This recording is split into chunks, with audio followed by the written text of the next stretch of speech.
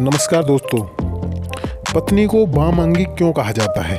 पत्नी को वामांगी कहा गया है जिसका अर्थ होता है बाएं अंग का अधिकारी। इसलिए पुरुष के शरीर का बायां हिस्सा स्त्री का माना जाता है।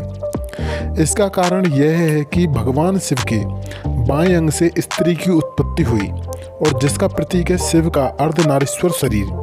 और यही कारण है कि हस्तरेखा विज्ञान की कुछ पुस्तकों में पुरुष के दाएं हाथ से पुरुष की और बाएं हाथ से स्त्री की स्थिति देखने की बात कही गई है।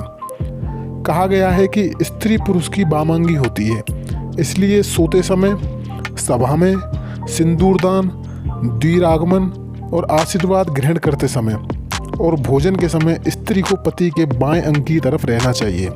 इससे हमेशा शुभ फल की प्राप्ति होती है।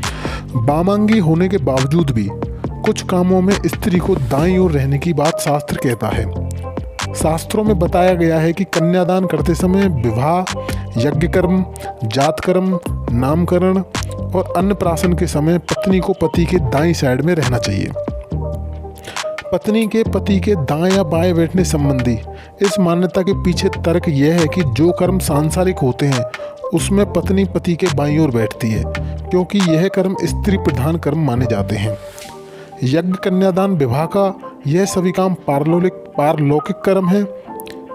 यज्ञ, कन्यादान, विवाह यह सभी काम पारलौकिक माने जाते हैं और इन्हें पुरुष प्रधान माना गया है। इसलिए इन कर्मों में पत्नी के दाईं ओर बैठने का नियम है। सनातन धर्म में पत्नी को पति की वामांगी कहा गया है, यानी कि पति के शरीर का बायां हिस्सा। इसके अलावा पत्नी को पति की अर्धांगिनी भी कहा जाता है, जिसका अर्थ है पत्नी पति के शरीर का आधा अंग होती है। और दोनों शब्दों का सार एक ही है, जिसके अनुसार पत्नी के बिना पति अधूरा रहता है। पत्नी ही पति के जीवन को पूरा करती है, उसे खुशहाली प्रदान करती है, उसके परिवार का ख्याल रखती है और उसे वह सभी सुख प्रदान करती है जिसके वह योग्य हो। पति पत्नी का रिश्ता दुनिया भर में बेहद महत्वपूर्ण माना गया है। हिंदू धर्म के प्रसिद्ध ग्रंथ महाभारत में भी पति पत्नी के महत्वपूर्ण रिश्ते के बारे में काफ़ी कुछ कहा गया है।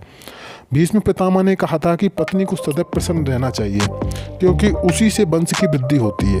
वह घर की लक्ष्मी है और यदि लक्ष्मी प्रसन्न होगी तभी घर में खुशियाँ आएंगी। इसके अलावा भी अनेक धार्मिक ग्रंथों में पत्नी के गुणों के बारे में विस्तार पूर्वक बताया गया है। आज हम आपको गरुड़ पुराण, जैसे लोक प्रचलित भाषा में गृहस्थों के कल्याण का पुराण भी कहा गया है, उसमें उल्लिखित पत्नी के कुछ गुणों की संक्षिप्त व्याख्या करते हैं।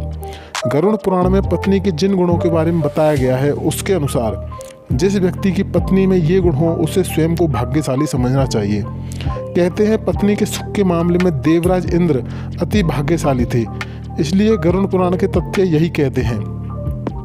गरुड़ पुराण में पत्नी के गुणों को समझने वाला एक श्लोक मिलता है, यानी जो पत्नी गृह कार्य में दक्ष है, जो प्रिय बोलती हो, जिसके पति ही प्राण है और जो पति परायण है, वास्तव में वही पत्नी होती है।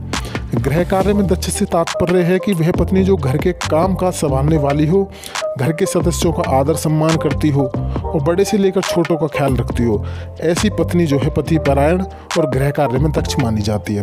दोस्तों, जानकारी अच्छी लगी हो तो वीडियो को लाइक और चैनल को सब्सक्राइब करना ना भूलें। Thank you.